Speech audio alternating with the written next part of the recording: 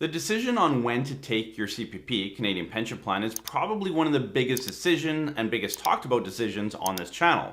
Now, a lot of my videos talk about waiting till 70 because financially it typically makes the most sense. But a lot of you, and statistics show, the average person takes it around age 62. So in this video, I want to cover off 7 reasons you might want to consider taking it at 60. Reason number 1 to take your Canadian pension plan at age 60, and this to me is the number 1 reason you should, is you have a shortened life expectancy. Now, there's 2 ways to look at this. You actually have, statistically, a shortened life expectancy. Like a doctor, someone's told you, you are not going to live past whatever age. Pick your age. The other one is, well, a family history. Now, I said this earlier, my grandpa passed away recently at age 89. No one else in his family lived even close to that age. I think most people in his family died in their early 60s. So don't base your life expectancy off everybody else in your family, because it may not be reality and it may cost you a lot of money making your CPP decision based on that. But if you truly have a shortened life expectancy, you definitely want to consider taking your Canadian pension plan at age 60. The second reason a lot of you take your CPP at 60 is to get the money and invest it. So instead of leaving it in the CPP pool, you start collecting it and you take that money and you invest it. Now, ideally, you put it, if you're still working, you put it back in your RSP. You kind of avoid the tax, so you have income coming in from your CPP, and then you get the deduction going out. So it's a net neutral in the tax position. And now you invest that money, you make it work for yourself. But here's the thing, there's a massive deduction taking it early. Again, 0.6% every single month that you take it early, so you're losing out a lot of money, 36% if you take it early. And if you actually calculate it the other way, there's a bigger benefit going the other way, how much it increases every year by waiting. But the reality is you need to get about 6%, 7% a year just to break even. Can you do that? Like 7.2% on an annual basis. It's not guaranteed. Whereas leaving it in the pool is guaranteed to grow by that rate. You're going to have more down the road. So just be careful. Again, I'm not going to break down all the numbers. Investment returns are going to play a big factor in this. Taxes, can you shelter it in an RSP? How are you going to pull it out later? What's your tax situation? Again, there's a lot more moving parts. It's not just a simple take the money, invest it, get a better rate of return than 7.2%. Because in retirement, you have a lot of different income silos. And a lot of you put your blinders on and you look at each silo individually. And that's the biggest tax mistake you can make. The third reason you might want to consider taking CPP early is to avoid OAS clawback. So if you're going to have a bit of a higher income later, the theory here is let's take CPP early at 60. It's going to be a reduced amount, but we're going to get lower for longer. And because we have lower later, it means that our overall income is going to be less. Thus, we're going to avoid OAS clawback. But just be aware, you're taking less CPP forever. Is there a better strategy? Well, typically when we run this for clients, the RSP meltdown might be a better strategy. So before you jump into it and take CPP at 60 to help you avoid OAS clawback, talk to your financial advisor, talk to your financial planner, and see if there's a better way to do it.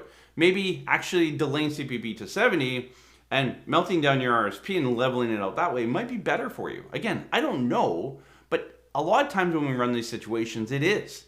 If you haven't already subscribed to the channel, hit the subscribe button. It takes 2 seconds.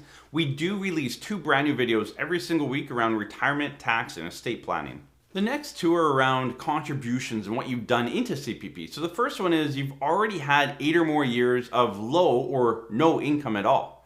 So again, the way the CPP calculation has worked is when you start to take it, they basically knock off 17% of your lower years. You take it at 65, it basically works out to 8 years. So let's call it 7 to 8 years they're going to knock off.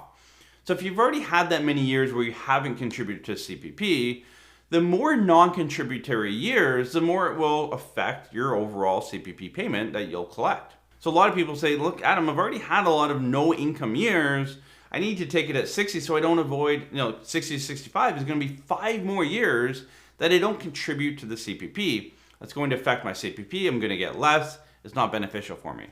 The reality is the calculation, yeah, it works that way, but it's not as affecting as you might think. The other reason is that you've contributed the maximum amount by age 60. So you've hit your 39 years of max payment in there. You can't make another dollar to increase. Like you've maxed it out. And you said, Adam, you know what? I've already put in the max. I'm just going to take it at 60 and run it forward. Whereas if you're still working from 60 to 65, you're contributing to the pool, but you're not actually getting anything out of it because you've already maxed it out. So again, does it make sense to start it, continue to pay into it maybe, post-retirement benefit? I won't get into that in this video. We have another video on that. You can watch that. Run these numbers. It might make sense, it might not, but run the numbers. I always go back to running the numbers. It's not an emotional decision. It's a financial decision. You have to know what the numbers look like on the other side. The sixth reason most people take their CPP at 60 would be you need the money, right? Maybe you're working, maybe you're not working. The reality is that extra $300, $500, $600 a month, that makes a big difference in your pocket, and you need the money now. Now, my caution around this is, yes, you might need the money now, and I get that, but are there better ways or better areas that you should grab that income from? Again, delaying that CPP is a good bump. It's guaranteed income, it's adjusted to inflation, it's inflation protected. There's a lot of benefits, trust me, to delay that CPP. Like the way the calculation works on CPP, it balloons itself. So if you're starting with a smaller balloon, it'll never get as big as it could get.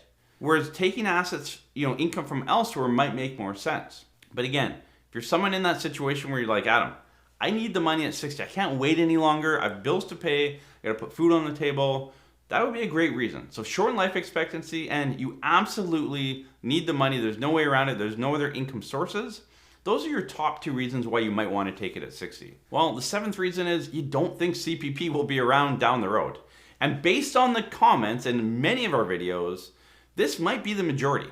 And the Canadian pension plan is managed by not CRA. It's not by the government of Canada. It's actually a separate entity. Is the investment pool safe? Yes, it's safe. It's well managed. It's done fairly well. It's funded for the next 72 years statistically based on actuarial data. So is it in a good position? Yeah, statistically it is. But a lot of you're concerned if it'll be there. And that's fine. I can't take that concern away from you. So if you're someone that says, you know what, Adam, I'm taking it at 60 because at 65, it may not even be here anymore. If that's you, then hey, that might be a reason. But again, that emotional decision might be costing you a lot of money. So just run the numbers, see what works best for you. Again, I always go back and I tell every one of our clients this.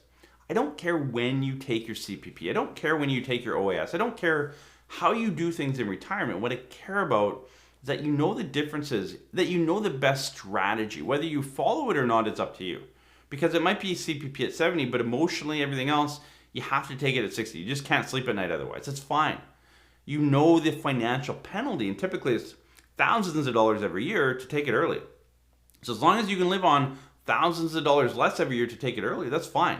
Every single one of you watching this video has worked really, really hard building up whatever you've built up. Whether you have $10,000 or $10 million, it doesn't matter.